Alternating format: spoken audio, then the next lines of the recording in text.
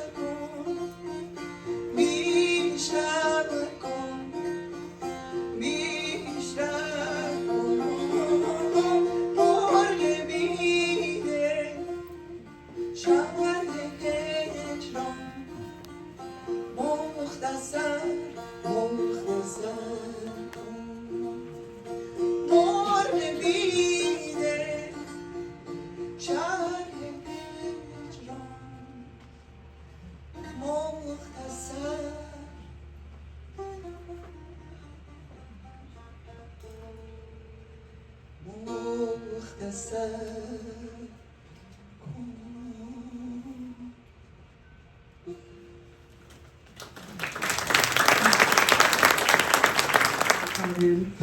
youngest daughter, and we wanted to welcome all of you here today. We are honored, and we know that Dad would be beyond touched, humbled, and frankly speechless to see so many people here on a Saturday.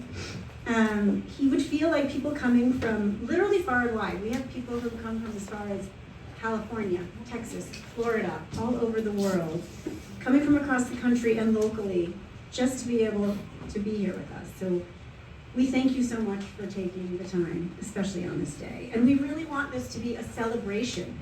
He actually wouldn't be thrilled to see all the black, I'm gonna be honest. He would have rather has been wearing florals, but that's okay, because as sad as we are, we know that we want to be able to express joy and gratitude and the knowledge that we were lucky to have him for 88.5 years here on this earth.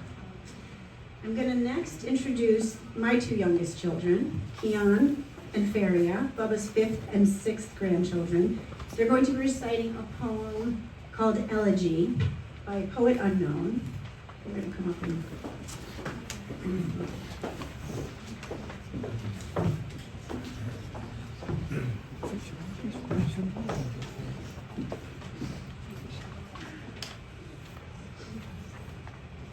When death comes for me, dress me elegantly, with a crown made of leaves from green elephant trees. Will plant me a seed, sown so delicately that it grows up to be an umbrella for thee. And when you are grieved, come sit under my leaves. Let them speak memories on the eloquent breeze. Leave me your sorrow, sing me sweet elegies. Let me borrow your fear by the birds' melodies.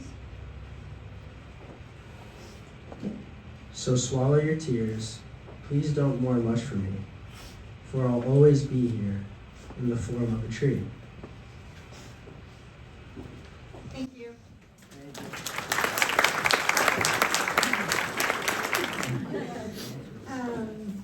Okay, as I said, he would not want us to be here sad, so I'm going to try to make it through this without crying. I also decided that I'm going to try to make it through this without attempting to be really witty, because I'm going to leave that for the humorous, for my funnier, and by the way, much older sister for all of you. She's going to be closing the service for the day. So once again, we want to thank you for being here, and most of all, I want to thank our mom, Feria, because everybody in this room knows how incredibly strong and amazing, kind and stalwart, rule-breaking, and powerful she is. And Dad would say this if he were standing here today, as he said it several times throughout his life, publicly and openly, that he was a better person because he was chosen by Feria 65 plus years ago. So Mom, we love and honor you as we honor Dad here today. Dad, it's been 18 days since I held and kissed your hand and got to smell your skin and revel in the fact that I got to call you my father for 88.5 years. How is it possible that I won't be able to kiss your forehead ever again? Dad, it's been 26 years. We're on the dance floor on September 5th, 1999, when Charlie and I got married. And you and I are dancing to Isn't She Lovely by Stevie Wonder. You always tried to lead, and it was always hard for me to follow. But we both know that I followed you in so many ways. How is it possible that we're never going to dance again? Dad, it's been 31 years since I walked into that operating room when I was just a pre-med student, and I didn't know about whether or not I wanted to be a surgeon. In fact, that day, I almost passed out while you removed that lipoma from that man's back. The operating room nurses were so gracious and never made me feel foolish, nor did you. But the hush-hush chuckle was that I'd never become a surgeon.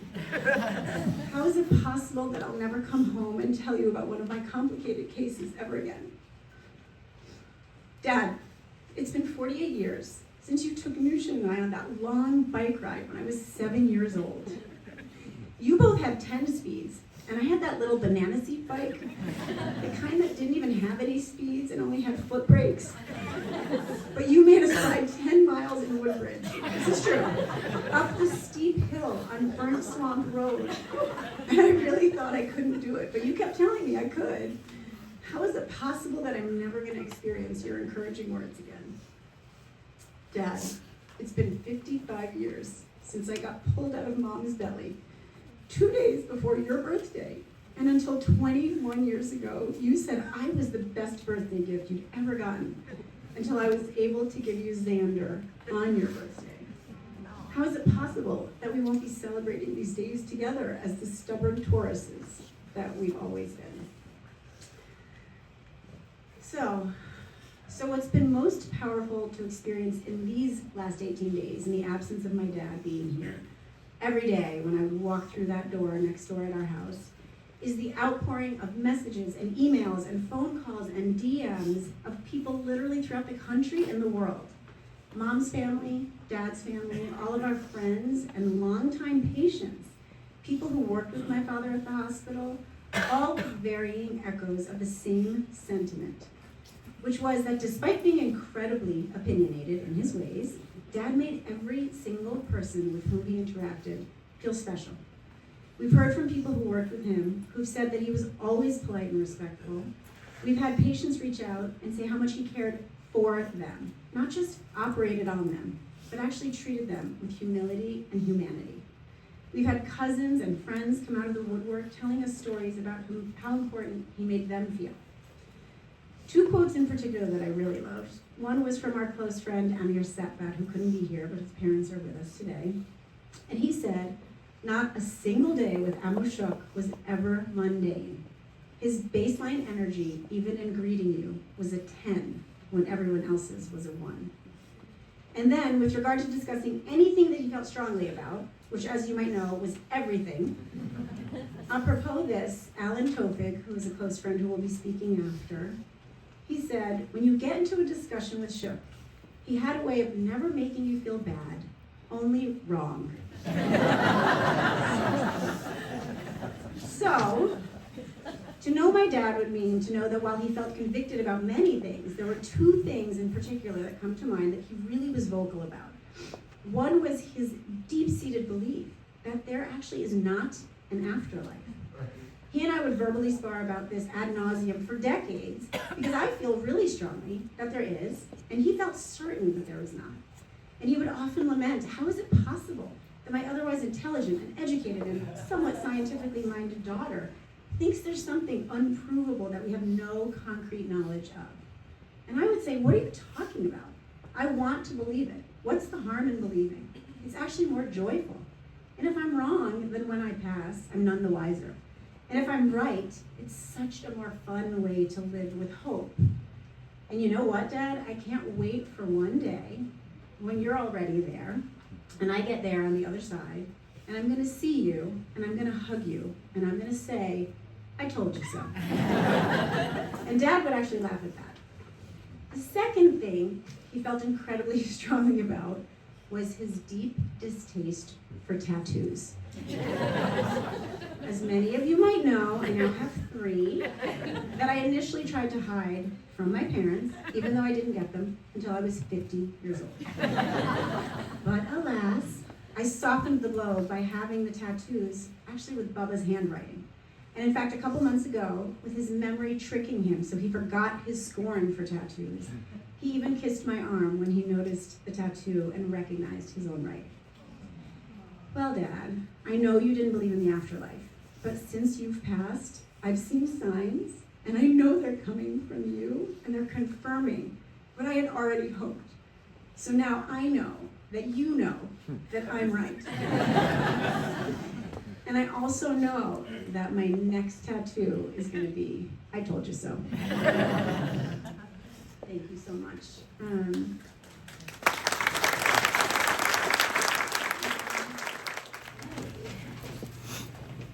Hi, everybody.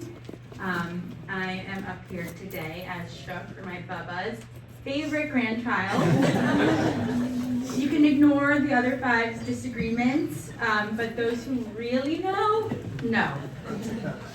And I've worn that title with pride for a lucky 27 years.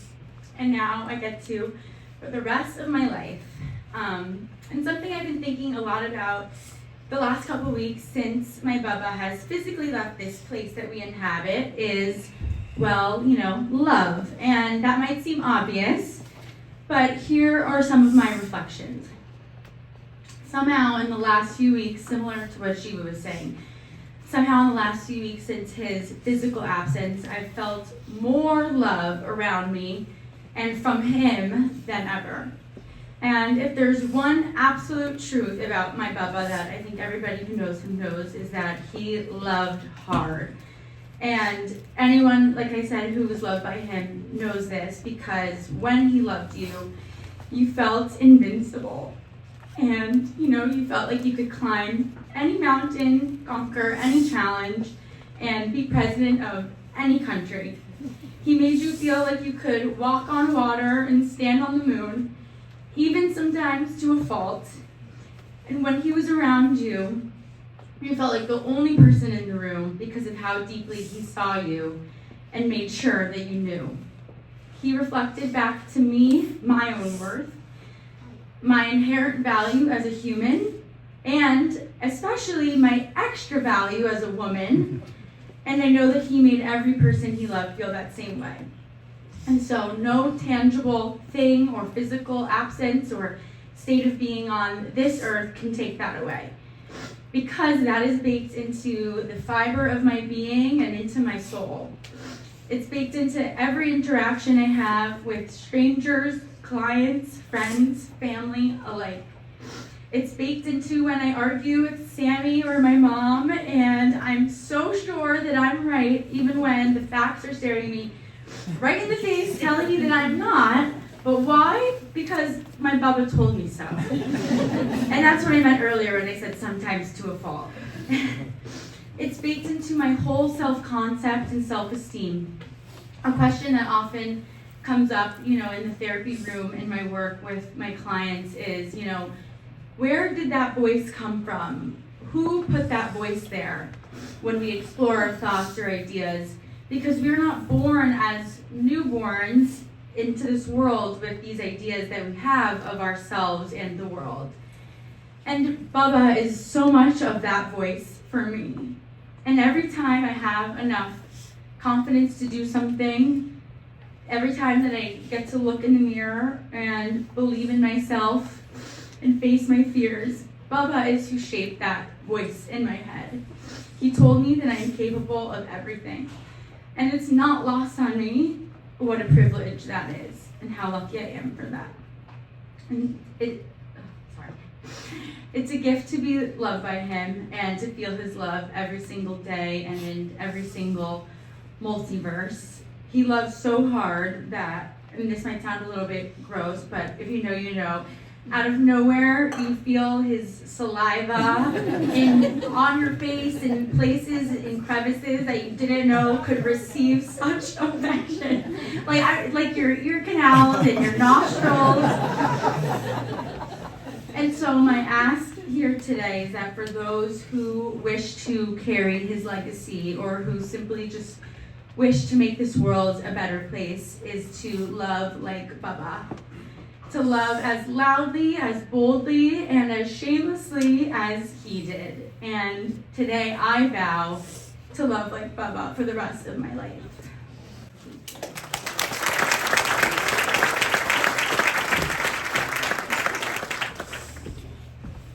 Hi everyone. My name is Zander Sahlia, and I'm the fourth grandchild to Shuk and Feria. I'm the oldest child of Shieva and Charlie. Thank you all for coming. I know Bubba would have loved being with everyone all together, but I know he's looking down upon us extremely happy. Bubba was, for me, the most important family member growing up, in no small part to sharing a birthday together, but also for everything we did together when I was a child.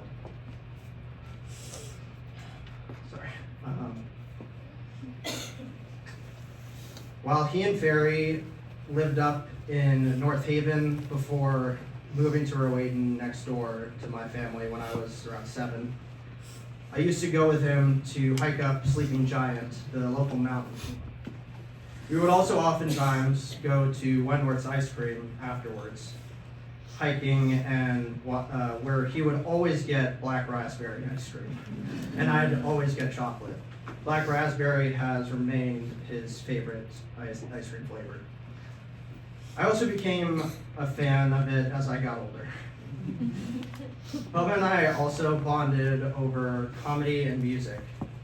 We loved watching Looney Tunes and Charlie Chaplin together, as well as listening to Bob Dylan together. I would also watch him play on the harmonica while I watched him. I hadn't truly realized how similar we both were until just before, and then especially just after his passing. We're both Tauruses, which means that which means we are very very stubborn and set in a lot of our opinions that we have, but we still deeply care and love the people we hold most dear, especially when it comes to family or friends.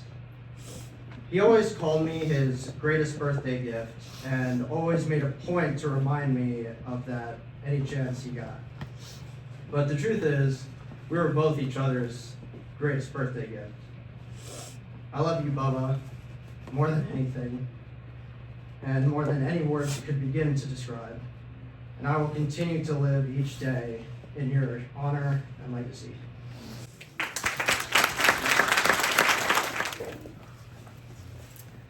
That was beautiful, Janna. Thank you. Happy Shook Day. Hello, everyone. Thank you so much for being here.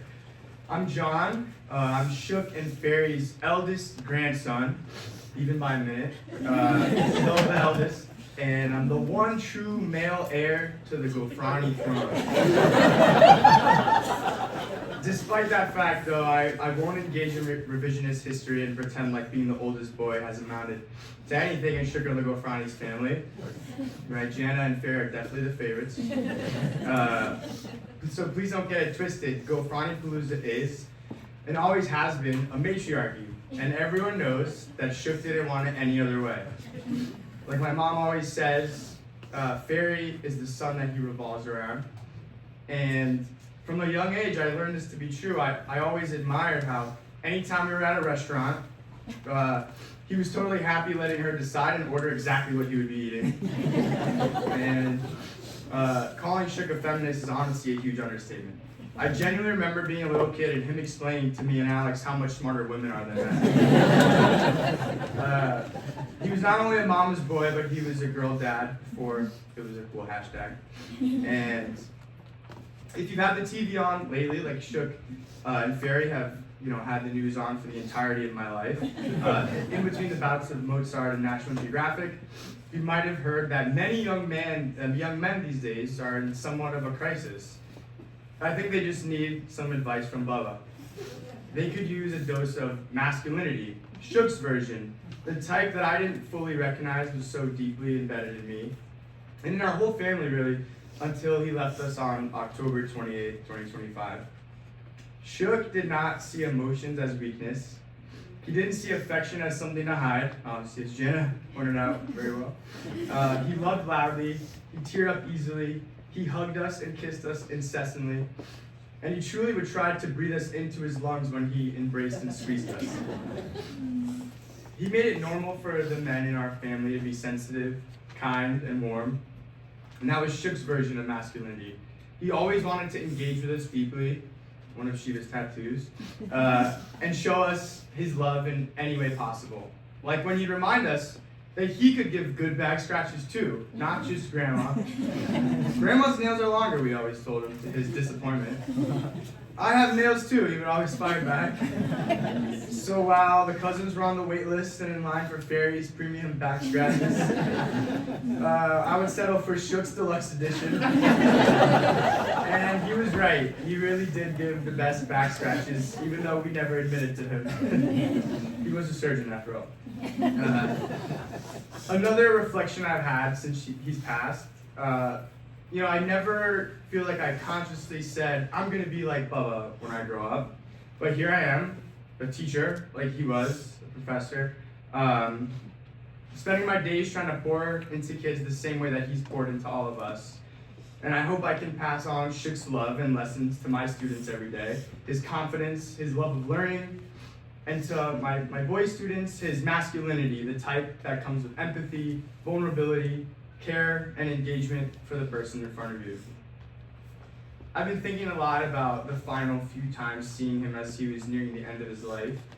And the times the conversations with him were not as easily held. I would greet him and his eyes would still light up the same way that they always would when we would walk in the door, when we traveled all the way from Miami as kids, and he would jump off the couch, his same spot, and he would come greet us at the door. And even towards the very last time I saw him, the weekend Janna and Sammy were engaged, although he wasn't able to say much, he could still repeat back the 3 words that I said to him: I love you. And then lastly, I just want to say a few things for my grandma Feria. I love you so much. Thank you. Thank you for showing us enduring, everlasting, infinite love. The love that I saw Bubba had for you every single day of my life. And for those who don't know, Grandma's birthday is August 8th, 8/8. And Bubba, Shieva pointed this out to me, and Bubba passed at 4:13 a.m. Shieva pointed out that same day, 4 + 1 + 3 equals Feria's figure 8.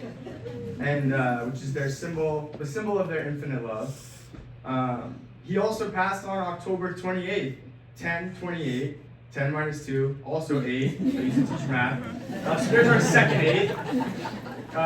And great things come in 3s, right? Zander, Kian, Feria, Janna, John, Alex. So we need one more 8. What's today's date? November 15th. 11, 15, 1 + 1 + 1 + 5 equals the third 8. Bubba was an atheist, so I don't know how you explain that shit.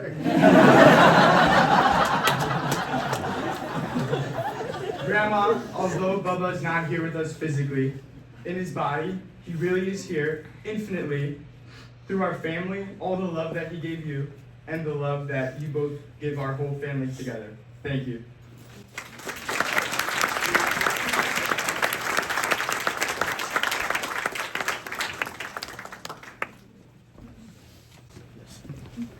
Boy, punches. When did my siblings get so smart and funny? When we hear the word home, when we close our eyes and think of home, everyone has something that immediately comes to mind. When I hear the word home, I picture Grandma and Bubba's house. I picture our family sitting at the dinner table. And more recently, I've reflected that the dinners aren't just meals, they're actually the best representation of Bubba. Who he was, the family he built with Grandma, and the legacy he's leaving. The elements alive at our crazy Ghofrany Palooza dinners represent his DNA and are the perfect window into who Bubba was. So the first thing you'll notice at the Ghofrany dinner table is the loud, impassioned, stubborn arguments that we have. These are deep conversations or heated discussions about politics, religion, love, life, meaning, people, and of course, most importantly, about each other.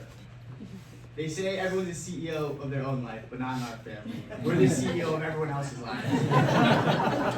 So Bubba could be argumentative and stubborn, but somehow he juxtaposed those qualities with his intellectual curiosity and his ability to listen. Bubba loved learning and he loved teaching. I have so many memories of him being the TV remote tyrant that he was, making us all watch National Geographic. It brought him so much joy to share his love of learning with us. The next quality of my grandfather that is undeniably palpable at the Ghofrany dinner table, which contrasts a bit with the previous point, is the affection and love that we share with each other. If you drop into a dinner without knowing us, you may get whiplash from how 1 second we're arguing to the death about something completely trivial, and the next second we're gushing about how much we love each other. At dinner, it's common that we'll go around the table and share something that we love, something we're grateful for, or our favorite thing about insert person whose birthday it is.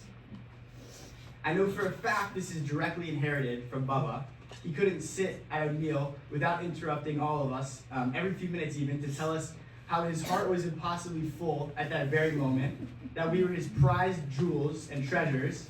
He would eloquently explain to us which organs in his body each of us were, to illustrate that he literally could not live without us. Bubba was also never shy, as Janna mentioned, in expressing his affection for us in very physical ways. If you walk into the bathroom or down the hall, he'd give me his Muhammad Ali, shadow boxing impression. And then, you walk into the house, and he would smother you with hugs and kisses, which was actually his best Mike Tyson impression. And I don't mean that in a weird way. There were times where I actually thought he would bite me. I'm grateful that Bubba showed us, especially the boys, how to openly express love through both words and deeds. The third and final thing that is ever present at the Ghofrany dinner table is the number one most fundamental quality when I think of Bubba. It's not his love for hot sauce. It's his love for my grandma Fereshte, and all the love that he received from her since they met.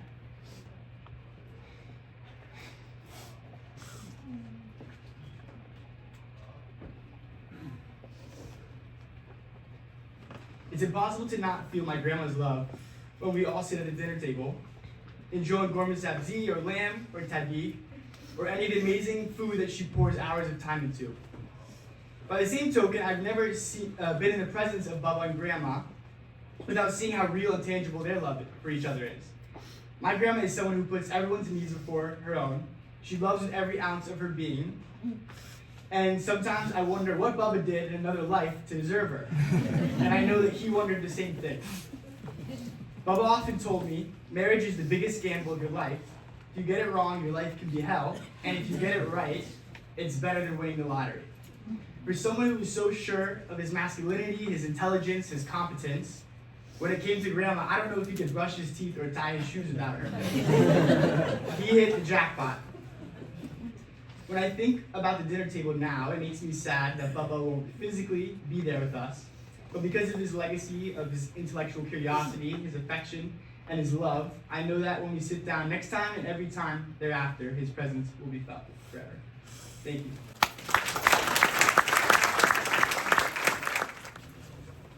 Good afternoon. I'm going to try and get through this. As I left this morning, my wife, who unfortunately couldn't make it with me, said, I don't know how you're going to do this. You cry when they open up a new supermarket. Anyway, we'll give it a shot. And I may go off script there. I was told 3 minutes, but you know.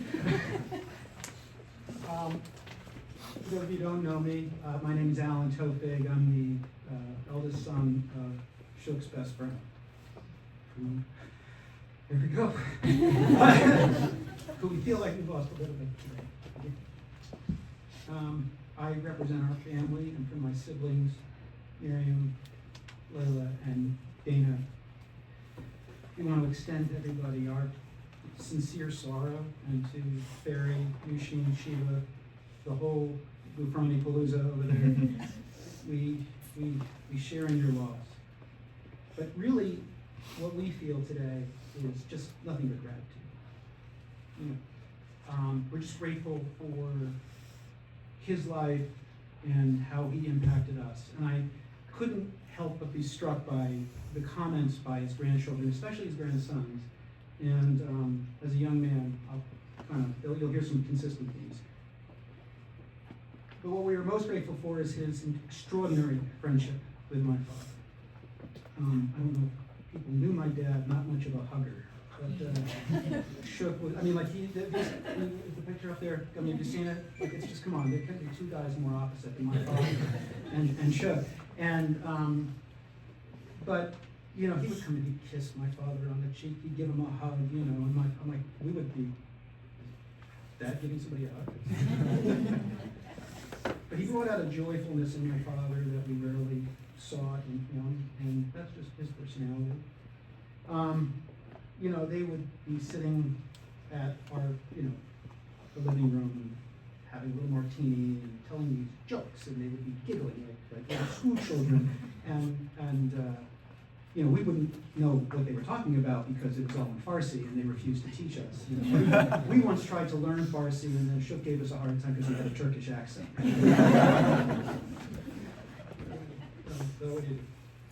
I asked my siblings if they could share some memories with me. My brother remembered this. I wasn't there for this, but I want you to kind of get the visual picture. They were at the house partaking of a few afternoon martinis, and Dana goes into the family room, and there was the two of them with my father dancing with one of my grandmother's knitted Afghans. Now Shuk, way too cool to dance with a blanket. So he would egg my father on. I wasn't there, but it must have been something. It was a remarkable gift. Those were incredibly happy times for us. It's some of our greatest memories, and we really view it as a true gift. But I want to speak for myself for a second, because to me, Shuk was a rock star. He was a rock star. Growing up, I was kind of an awkward teenage boy, but I mean, take a look at some of these pictures. Right? Who's not a rock star? And he was this alpha male. I want to get the words right here. So, but good looking and athletic. He had style in the way he dressed. He had a style in the car he drove. He was erudite. He was articulate. We would engage in conversations. He would listen intently. I was going through sort of a, Reagan-esque conservative moment at that time, which is not exactly. And he would listen, and then as Shieva mentioned, and then he would tell me he was wrong. but he listened, and I remember that. I remember feeling, I think as one of the grandchildren said, heard, and I think that's the right way to look at it. He would listen to you, he would hear you, and then he would, and he'd then tell you. But we did talk a lot about sports in particular, and we both loved boxing, and as everybody said, he loved Muhammad Ali. Kind of going off script, but I was mentioning to Feria this morning, he would do his little shallow boxing thing, so, right? But one time he took a swat at me, he hit me, and it hurt. Then he did it again, and he took his fist, and it landed right into the side of the door. So there was this dent in the door, the two of us, right? And the two of us were like, oh no, what? Because the thought that we both had, as tough a guy as you think he was scared to death to get my mother mad at him. And for months afterwards, my mother's like, where did that come from? Did you do it? I go, no, I didn't do it. I don't know how it got there. So I never narked on him. But I think he saw a lot of himself in Ali, or at least how he hoped he see him. He saw a person who was smart, who was opinionated, accomplished, and in my mind, a man who mattered. And that's what Shuk was to me. He was a man who mattered.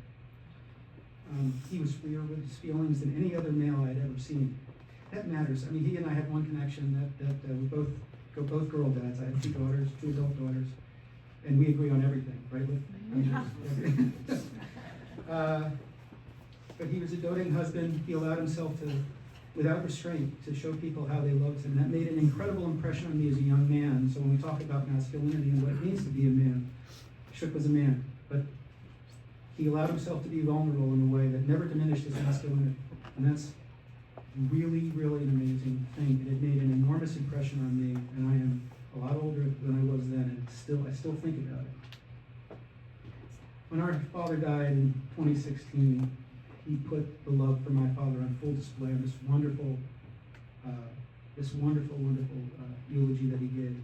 But we were reminded, just my sister and I were talking beforehand, reminded how he would always lecture us with his finger pointed in the air. Your father, you are so lucky, And we would have this, we didn't have the heart to tell him we knew that.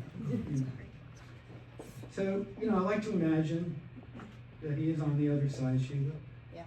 And that he is sitting there with my mom and my dad, and they're having a martini, and my mother's rolling her eyes at their silly little jokes.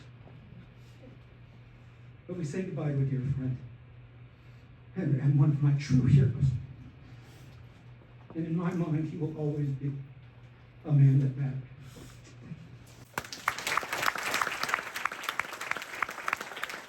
going to hear a song from Alan's sister Leila, and just a fun little story. The 4 Tofig children were older than I was. I was the youngest of the 6 of us, Nushin and I, and 4 of them. Lila's name is Leila, and Lila's sister is Miriam. And as Persian girls, we did not grow up with middle names. And I was really sad. We wanted to be American with middle names. And so I picked Leila as my middle name, and that to this day. But they meant so much to Dad. And Leila is going to be singing Rose d'Esfahan. Esfahan is the Persian city where Mom spent a lot of her time.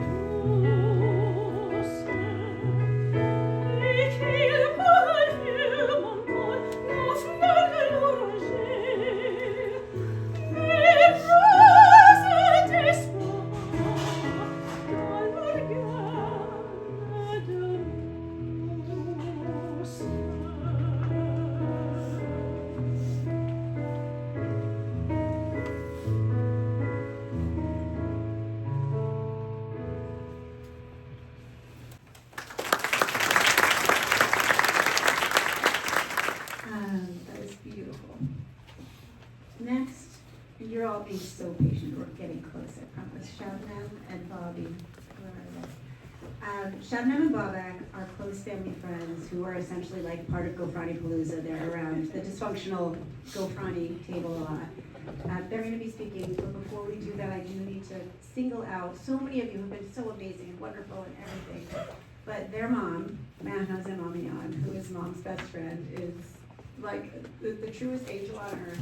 She displays friendship in a way that is inexplicable. She just shows up, she cooks, she hugs, she's Mom's favorite child. She likes her much more than us. Mom complains to her about us all the time. So, Mahnas, we can't thank you enough. Really, we couldn't have done today or all of this without you. You're amazing. Thank you.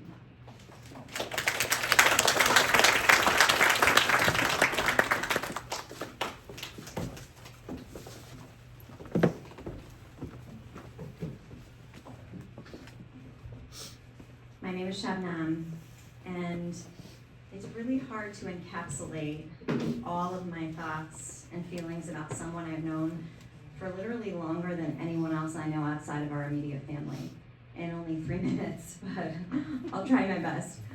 I met Shukrulla 40 years ago when my mom brought 5-year-old me to Feria's pediatric office for my first checkup.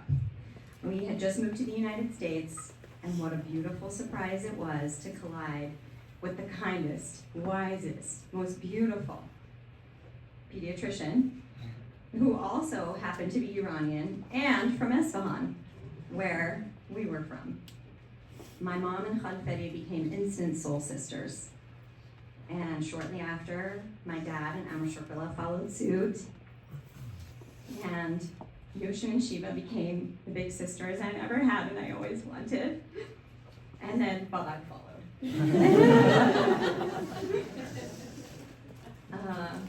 That one doctor's visit changed the entire course of our lives. From that point on, every Thanksgiving, every Christmas, every Persian New Year, every birthday, we spent it together. And we didn't just become friends, we became family. To the world, Shukrulla was an extraordinary surgeon, he was a professor, he was a worldly thinker, he was a loving husband, he was a loving father, grandfather, a man who believed fiercely in science, nature, and in the brilliance of humans, our mind, our body. But to me, he was the uncle who never let me glide through a thought. At every Thanksgiving, at every Christmas, after we finished saying what we were grateful for, he would turn to me with those sharp eyes and that fierce look and ask questions, real questions about life, about homelessness, about politics, about whatever was on his mind and whatever he thought I had an opinion on. And those kinds of questions were the kind that made a little girl sit up straighter because her opinion suddenly mattered. Her opinion was valued. Her thoughts, her voice, they were being attended by somebody.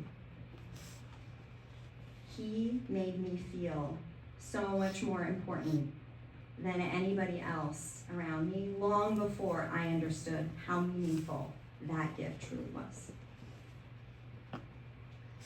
He was also a man of beautiful contradictions. He was a health nut. He ate everything healthy. He was all about nutritious foods. And he worked out intensely every day in the basement. I remember that treadmill and all those weights down there. But he happily devoured every piece of chocolate and every piece of ice cream that was laying around before he could get his hands on. He also spoke really, really fast, and you could literally barely keep up with his words. His thoughts were racing ahead of his words so fast, yet when he listened, he was calm, he was patient. He listened with the patience of someone who had all the time in the world for you. He felt like, he needed to be there for you, to be a listener to you, and for you to feel heard. He adored natural beauty, real beauty. If I wore a little bit too much makeup, he would not be happy today. If I wore a little bit too much makeup, he would call me out on it, and I would hear it. And then he'd point out how stunning so-and-so is because they don't wear any makeup. Cindy, you were one of them. He loved nature deeply, and through photography, he captured it in ways only he could. One of the most memorable photographs that I remember that he took was of bell peppers. So ordinary to people, but he thought it was the most beautiful thing, and he encapsulated it, and he blew it up, and he put it on his wall, and I want that photo. I want that photo. And yeah, this man who cherished simplicity also loved his Rolexes and his Ferragamo ties and all things designer. He was intense and confident, yet soft and warm. He was scientific, but he was soulful. He was simple, yet he was refined. And that was my uncle. That was my Shukrulla. The holidays And everyday life will never be the same without you, Amushok. But we honor you every time we slow down, take a deep breath, notice beauty, hear somebody out, listen to them, and give them your love. And yes, enjoy a little bit of chocolate and ice cream along the way. And Feria, I love you so much. You have changed our lives forever, and my mom would never be the same person without you. I'm so deeply humbled and so honored and so privileged to be a part of your life and for you to be a part of ours. And I'm so grateful that Shukrulla was lucky enough to have you in his life and for him to have so much of your love. Feria wanted me to say a few words in Farsi as well. I won't take too much longer, but من 40 سال پیش با اما شکرلا آشنا شدم وقتی که مادر منو آورد توی آفیس فری و از همون موقع تا حالا با هم دیگه دوست هستیم و فامیل هستیم و اما شکرلا از اون موقع میشناسیم و عشق عمیقش و دوست داشتن عمیقش رو همیشه توی قلبمون نگه می‌داریم. I love you, Amshuk.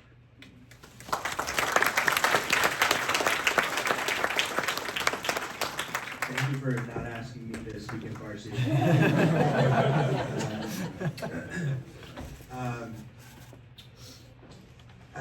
It's last couple weeks and just reflecting on how impactful Abu Shuk has been, not only in my life but our families. It was really amazing to hear how consistent he is and how he impacted I think everybody in this room. And so as I was reflecting back to when I was a little boy and my first memories of you, Feria, and Abu Shuk, these were some of the things that really stuck with me. There are different kinds of amus we all have. Some are serious amus, some are dais or funkles, and some are role models. Amu Shuk is the amu I looked up to. Since I can remember driving up the steep, iconic driveway in North Haven, entering in to the warmest welcomes from Feria and Amu Shuk, and a wet welcome from Kian. That feeling of seeing your family and the comfort of support that was unconditional was a feeling I had only experienced in Iran. With every visit, I would pick up something that would stay with me for my whole life. Whether it was when I asked him about his punching bag, to him teaching me about the importance of working out and having a passion for sport or fitness. And then I would go on to dedicate a lot of my early years to sport and fitness. Anytime we would sit down for dinner, his stoic, confident, curious, and passionate nature would radiate from the head of the table, which I think is an iconic picture in all of our minds, is Amu Shuk at the head of the table. Learning to be a man is a difficult journey, with all those around you influencing who you are and who you become. And I was so lucky to have Amu Shuk to learn from. I'm so grateful that Amu Shuk would share his wisdom in every conversation we had. Every time we were together, I only hoped I could get one-on-one time with him. When he would start speaking, it was like a magnet that would immediately have my whole body leaning in.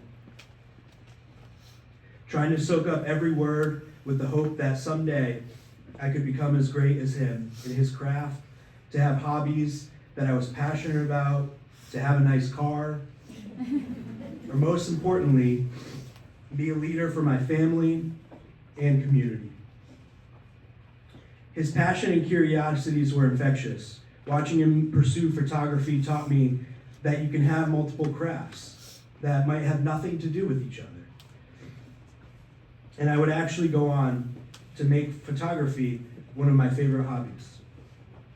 But it was more than just a hobby.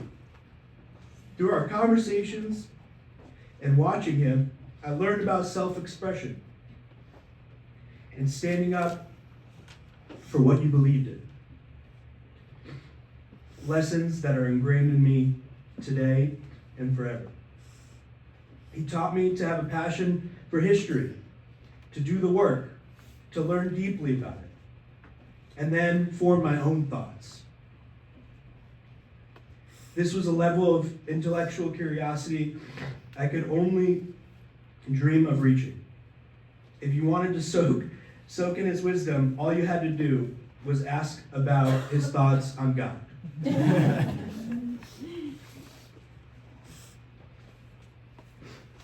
Throughout the years of enjoying the most intense conversations at Thanksgiving, which some were calling them arguments, some could call them debates, some call them conversations. There was another theme that would stay with me forever. Amushuk was supported by one of the strongest, kindest, and loving women in the world in Katayoon. They raised two resilient, beautiful, strong, independent women in Shieva and Nushin. And whether it's one of those intense debates or one of the lean-in moments, the way he supported, respected, and empowered women was clear. Watching this taught me one of life's most important lessons about how to treat and value women. But with that confident, stoic wisdom, I also learned how he was proud of the people he was supporting. If your gas tank was empty and you were feeling down, when he would see me, he would always tell me that he was proud of me. And that meant the world. I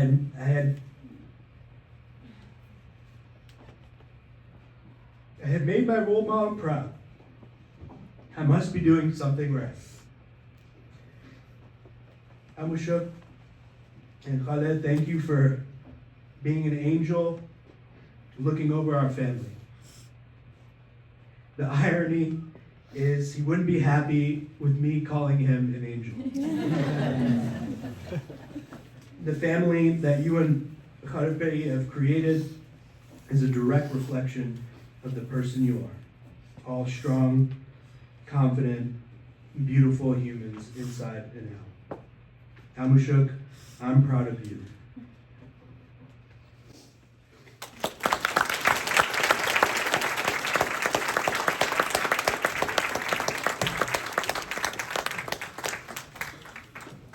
Janna Sayfie, he has known us forever and is the parent of John, Kian, and Alex. We appreciate him being here today. Since we were in college, a long time ago. Thank you, Shieva. My name is Janna Sayfie, and I'm the father of 3 of Shukrulla's grandchildren, and I've never been prouder to say that.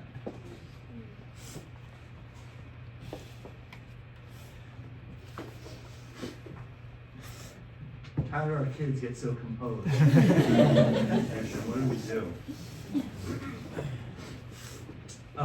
Not too long after Nushin and I were engaged to be married, I was sitting on a couch in my mother's home in Hollywood, Florida, next to Shukrulla. We were talking about different things, and he says to me, you know, when are you going to have children? It's important that you don't wait too long before you have kids. And I looked back at him with a little smile on my face, and I said, well, if you like, Nushin and I can get to work on that later tonight. And he said, no, wait until you're married first. He wanted to have grandchildren so badly. After Nushin and I were married, Nushin got pregnant, and we were so excited. And I'll never forget,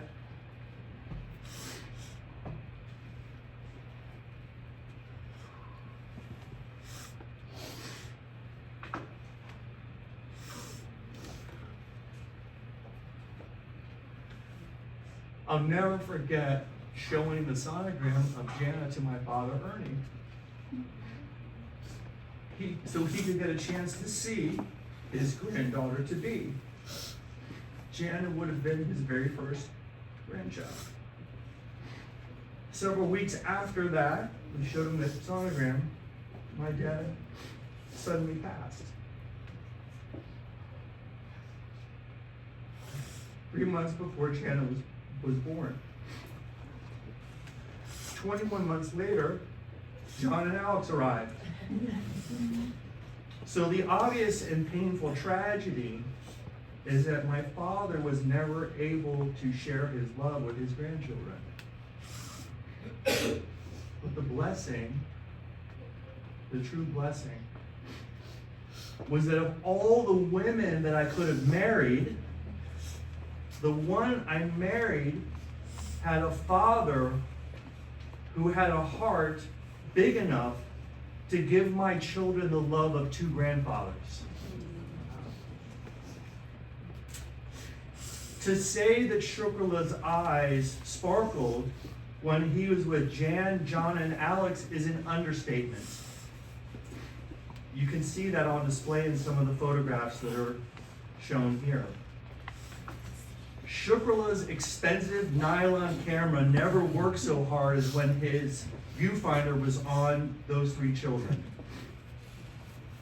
And we have the most wonderful videos of the four of them playing together, rolling around on the floor, playing doctor, as you see here in one of the photographs. You've never seen a man more loving and kids so happy in your life. You cannot imagine how this comforted my grief after the loss of my father, and how much joy this gave me.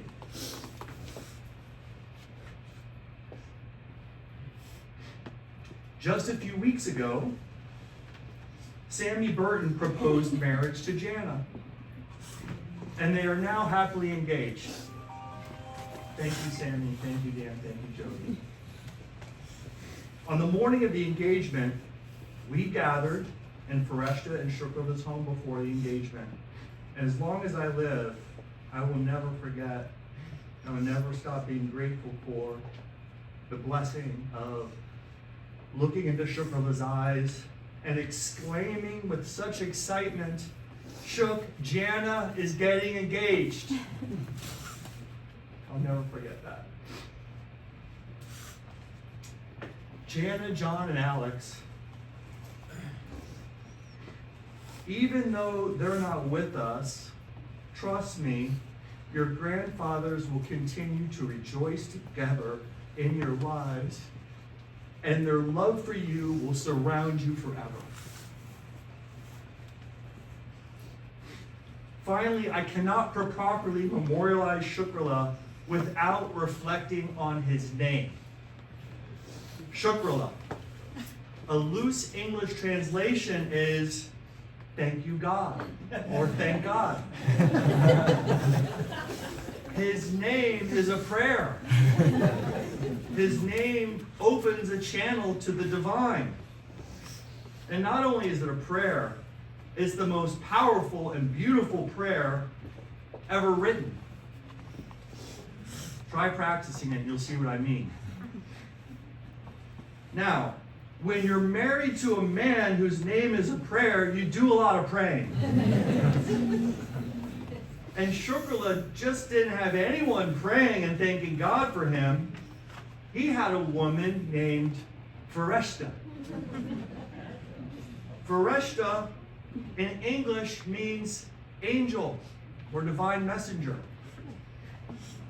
Feria, you've been Shukrulla's angel for 65 years.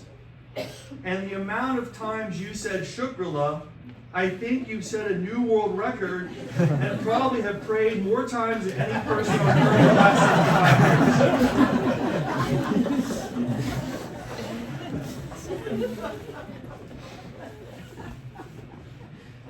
Feria, none of us can fathom your loss.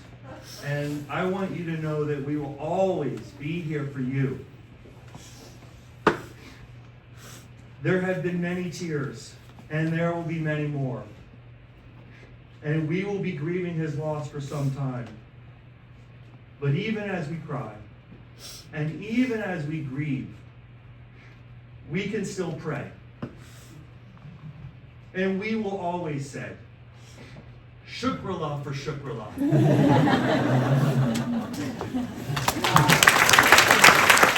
You're almost there. Oh.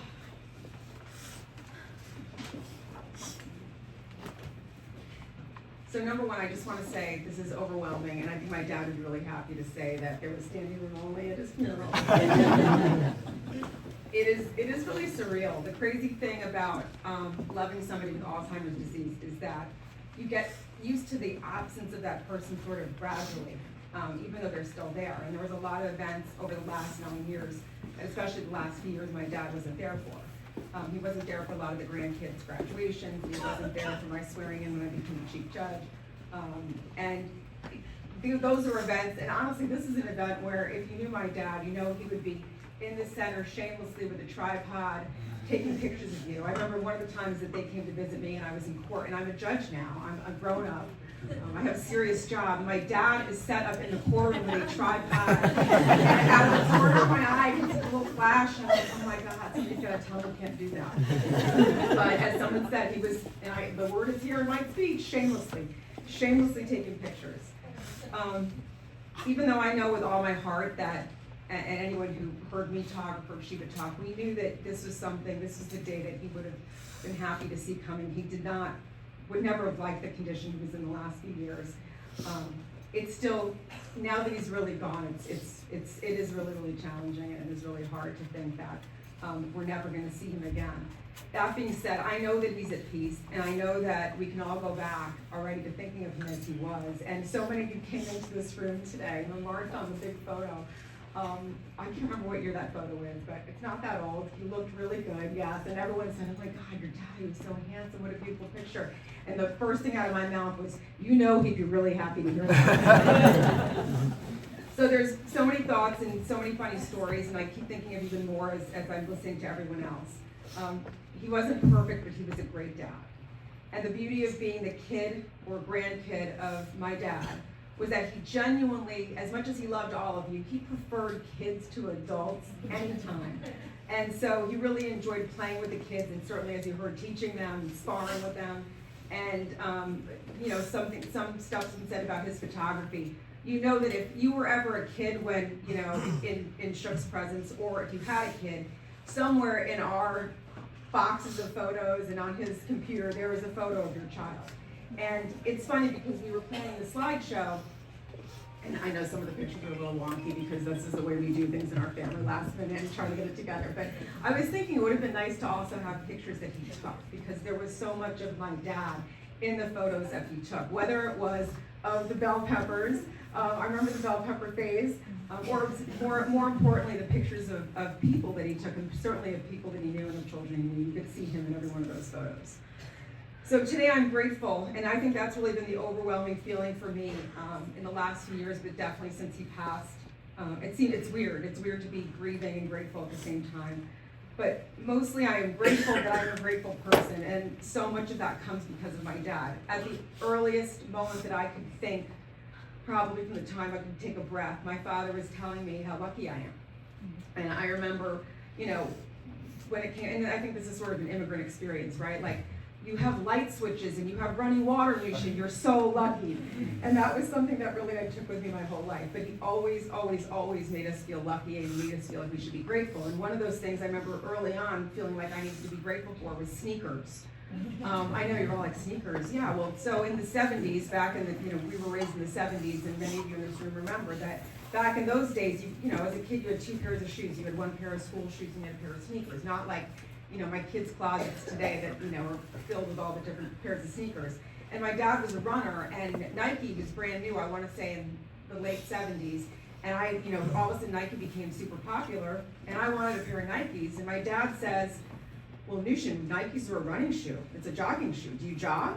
And I said, yes, Dad, I can jog. And he's like, okay, you show me how you can jog.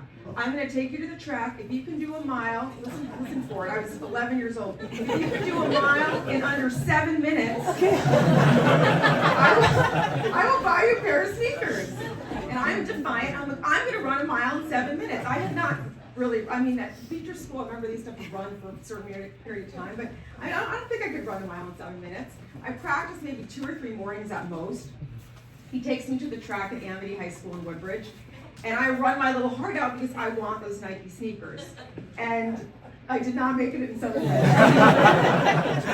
But I did make it in under 8 minutes, thank you very much. Probably the first and last time in my life I ever ran an 8-minute mile. And my dad did buy me Nikes.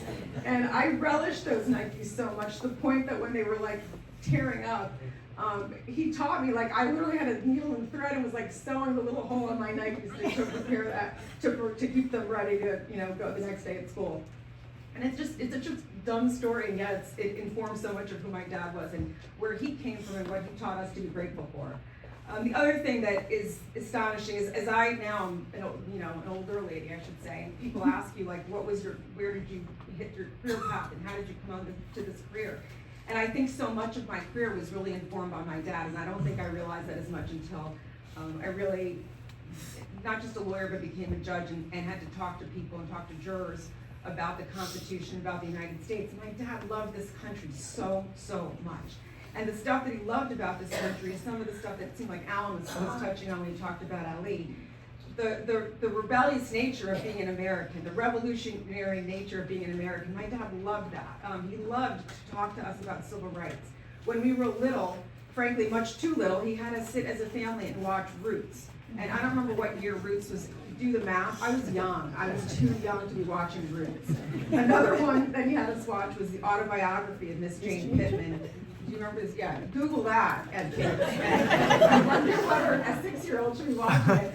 But it was so important to him for us to understand what that was about. And it did it. I mean, probably partially trauma, but it inflated into my brain. And I think about where I am today and why I do what I do. And it's definitely, those roots are my father and the stuff that was so important to him. And I don't know how he'd feel about what's going on in this country today, but I know that he was in every way, shape, or form so proud to be an American. Proud to be an Iranian, but so proud to be an American. And I think that was part of why he loved Ali, because Ali represented to him something that was so American, standing up for what he believed in. He believed about this country too, the little guy and the underdog. My dad was always a champion of the underdog. So many times he talked about people like, he talked about voting and free speech and all that, but he also talked about, I remember Arnold Schwarzenegger, and why would my dad think Arnold Schwarzenegger was such a hero? He's like, Arnold Schwarzenegger came to this country and his name was Schwarzenegger, and look what he's doing now. And it was a symbol to him of how this country really could, you could really make it here. And I think that was, Mom tells a story, he came here, when he got here, he never looked back. He got his Mustang. He bought a Parker pen and the Mustang, and that was it. He was never going to go back. A few more stories. I'll try to make them quick. The 1978 squirrel story. I know my girlfriends were here for that story. And it just bears repeating because it kind of combines so you're the kid of this person, and your father is really the one who protects you. But I had grown up sort of my mother's child and my father's child. And my mom has a stoicism in her, whereas my dad always kind of showed his emotions. And I guess I was a little bit of both. So I'm on the bus in 5th grade, and I somehow convinced Mr. Bailey, the bus driver, again, this was the 70s, so clearly this would not happen today, that I was standing up because I think I'm about to get to my stop, and there's a squirrel dragging itself across the street, and the squirrel's wounded, and I convinced Mr. Bailey, the bus driver, I'm 10 years old, Mr. Bailey, you gotta stop. We have to save this squirrel. So I get off the bus. Long story short, of course, the squirrel does not want to be saved. By the 10-year-old, squirrel bites me. My finger is gushing blood. I'm freaked out, but I am my mother. I'm Feria Ghofrany's daughter. I am fine. I get back on that bus. I got my finger wrapped in the tissue, and I'm not letting anyone see me sweat. And I get home, and my dad was home, and instantaneously, he hugs me and kisses me and makes me feel safe, and I burst into tears. But within seconds of that, he's like, I'm putting you in the car, we're gonna go find that squirrel. Because he was concerned I was gonna have rabies. So long story short, it's Woodbridge, there's woods everywhere, we're not finding that squirrel. Similarly, years later, in 1992, I'm driving to New York City in my mom's car, taking stuff to my new apartment in New York. I'm 23 years old, and I have a really bad car accident, really, really bad. Car flipped over, whatever. I walk away, thank God. Again, Feria's daughter. There's literally, when I get out of this car that's upside down, that's been run off the road by a driver that doesn't stop, about 5 or 6 other cars do stop. And when I get out of the car, which is upside down, I climb out, there's all these people waiting to see if I'm okay. They're shocked. And I'm staring at them, and I literally walk out very nonchalantly. I'm fine. They call, my mom's in Iran at the time. They call my dad. One person had a cell phone, because cell phones were not around back then. My dad gets there the minute I see him again. My dad, that symbol of safety and warmth for me. I burst into tears. He hugs me, he comforts me. He drives me home. And when he gets me home, he says, go get your bathing suit and take me to the pool. I'm like, what? I am like traumatized in this car. I was upside down in a car. You need to swim, otherwise you're going to be sore. So within minutes, but I'm thinking I just want to lie on the couch and like be comforted. He takes me to the North Haven town pool. My memory of it is not good. It was kind of gross. And yeah. One more story that just highlights kind of who he was with the grandkids, and then I'm going to wrap up. So I think somebody referred to Sleeping Zander, referred to going on hikes to Sleeping Giant. We went on millions of hikes with the Tobins and some of the Moonserians too. And you guys all remember those days. Sleeping Giant was a park near North Haven, but we went to it our whole lives. And there was a hike, and it's not a hard hike. It's a mile up and a mile. Is it a mile up? I think it's a mile up and a mile down. Nothing super arduous, but still, like it was memories, and you know, your parents would make you go up when you were a little kid, you probably didn't want to do it, but it was still fun to go as a group. So now I have 3 children, and we come visit for a couple weeks in the summer, and my dad and I take the kids on a hike, and they're little. I don't know, Janna was probably 7, and the twins are 5, and Zander was too little to even go that first hike.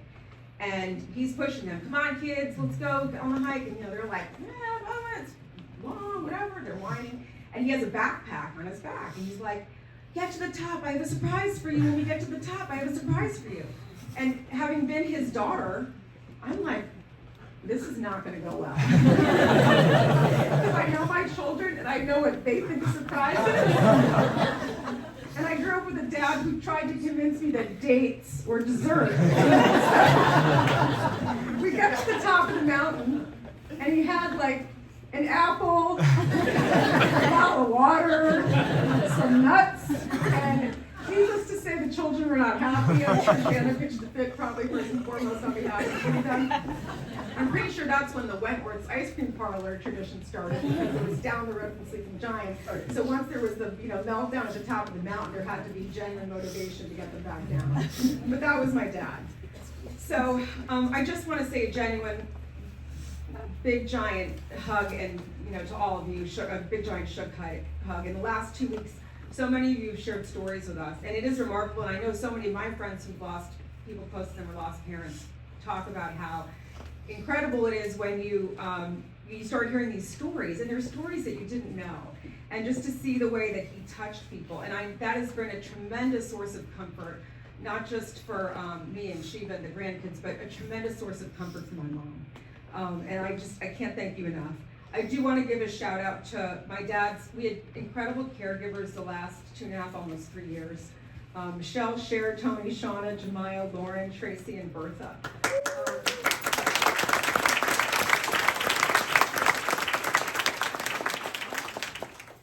They were doing their job, but you all did it. They did it with such compassion and such grace. And they quite literally saved our lives at a time where would have been really, really difficult.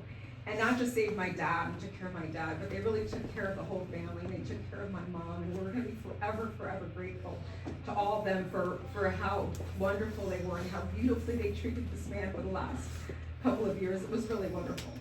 I'm going to kind of end talking about my mom.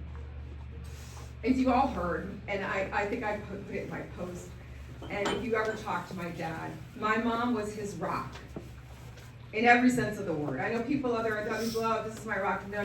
For sure, mom was his rock. He used to call her his North Star. He called her his Rock of Gibraltar. he would brag about the stuff with mom. Like he'd brag about how she could read a map, how she could, the arch of her foot was so perfect. And I'm gonna say something and she's gonna get super pissed, but he used to brag about her butt.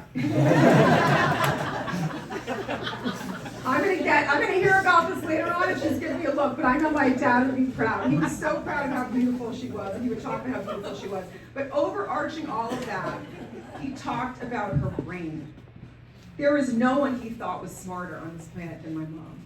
There was no one he thought was more competent than my mom. He had total faith in her. She could have told him to, like, you know, whatever she said, there was no debating it. If she said it, it was gospel, it was truth. He really rarely questioned her judgment. And it was something that I don't think I learned how to appreciate until much later in my life, the sort of the yin and yang of the two of them. You could see the relief on his face. Anytime that there was a problem in our family or an issue or a kid was sick or something was going on, if my mom was on it, that was it. He was like, just a look of relief because he knew that she was in charge and she would, you know, be taking care of things. On her 80th birthday, and I think one of the photos we have is from her 80th birthday, he said, we have a video from that, and whoever the kid is or person is who took that video, God bless him, it's probably Shieva. No, it was me. It was Janna? Okay, thank you, Janna. He said, and this was off the cuff. I mean, Dad was he was a really good speaker. He was just off the cuff. He said, everything I didn't have in my life, she gave me. Everybody that I wasn't, she made me be. All the pleasure I wished and dreamed for, she gave to me. And I don't want to say it again because she was going to tattoo that on her arm next, and Dad didn't like that. But those are just beautiful words about my mom. On their 50th anniversary, I referred to them as the king and queen on the chessboard. And you all know my dad was an avid chess player. I don't think, which, you know, it's a mixed bag when you tell someone you're the king on the chessboard, but he relished, I think, being that king on the chessboard. 11 years later, I still see it as a fitting analogy because she really was all powerful and she really took care of him in every way. But I now understand too that the queen really needed her king. And my mother's grief has been something that's been difficult to witness, surprising to me, honestly, but it's so beautiful. And what I've been saying to her, what I've been saying to people, is that the incredible thing about watching my mom right now is her grief is a mirror image of the love that she had and the love she felt for my dad. And that's why I truly understand now, if you're lucky enough to be grieving, it's because you have this tremendous love. Before I end, I want to end not about my dad, but for him. I want to first say to all of you, thank you so much for being somebody that he loved and someone that loved him back. I want to also speak for him, and this is really for me too, but to my mother and my sister. You're both not just heroes to me, I know you were heroes to Dad. These last 9 years, we were so lucky to still have a lot of joy, but there were many painful moments, and you both took such good care of Dad. And I cannot fathom, there's not enough words for me to say how lucky both Dad and I are to have these two incredible women in our lives. I want to say thank you to all of you for your love and your support, for loving my dad, and for being loved by my dad. And now, as Shieva said at the beginning, this is a celebration. He'd be upset that so many of you were standing, so thank you for standing up and being patient. And he would definitely, especially in his later years, you know, you walked in the door and the first thing he said to you, even if it was 11 in the morning, was, hey, you want a drink? So please join us, eat, drink, and remember my dad. And thank you so much for taking the time to be with us today.